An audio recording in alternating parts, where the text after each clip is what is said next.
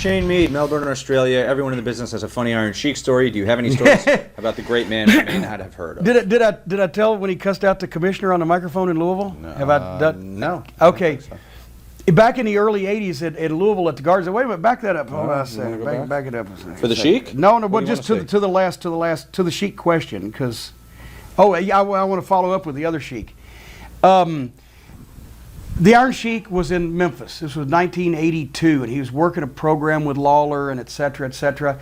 And I was the fill-in ring announcer when the local radio DJ that usually did it was on vacation. So there was a rule back then, because we'd gotten a real strict state athletic commissioner in Kentucky at that time, and he wasn't smart to the wrestling business. It was a political appointment. So he a lot of shit, like, you know, when Jonathan Boyd punched the referee, he fined him for real, and Jerry Jarrett had to pay the fine to have Boyd come back next week and lose the loser leave town match.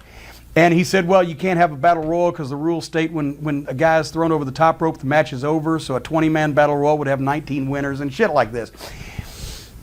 He also had a rule, nobody can talk on the ring microphone except for the licensed announcer. Because you got these wrestlers talking on a microphone and they don't have announcers' licenses.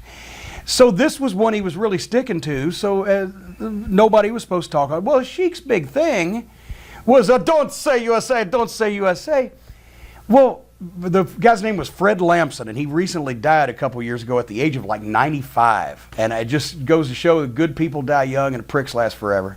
But anyway, so Fred Lamson is there that night, and the Sheik is on the card. So Christine Jarrett comes up to me and says, now you make sure, you know about, don't let the boys get the microphone, but Sheik's going to try. I said, don't worry, I'll tell him, I'll have this, don't let go of that. So now Christine Jarrett, who I would have jumped in front of a bus for, has told me, don't let go of this microphone.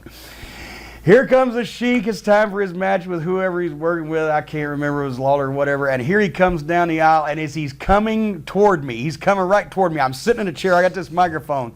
I'm going, the commissioner, like this, and he grabs my arm and he says, give me the mic. I said, no, the commissioner, no, give me the microphone. And the commissioner, and finally he pulls my arm up and the microphone's right in front of his mouth. He says, fuck the commissioner. And right then I turn it, here comes Fred Lamson with his fucking ties up on the other side of his neck. And we called him Mr. Fudd because he resembled Elmer Fudd. His big bald head's getting red patches on it. And I'm like, he's got me hooked. I can't fucking, right? And I'm pulling the cord out of the thing.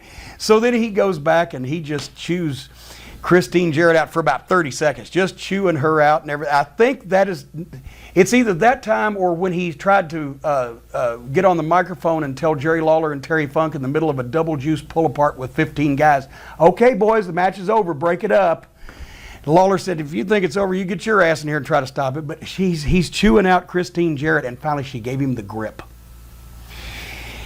Any of the boys or anybody that did anything that was out of the way or stupid or not thought through very well or something they shouldn't have done, I don't care if they were 6 years old or 60, Christine Jarrett would give them the grip. She would take like this and she would grab you just like that and she would pooch your lips out and she would focus and look in your eyes and tell you, dress you down about what you just done and make sure you knew not to do that.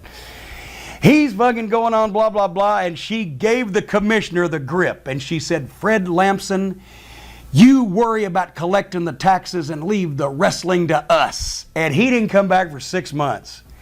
Christine Jarrett, she could have stared down a fucking mountain lion. I'm just telling you.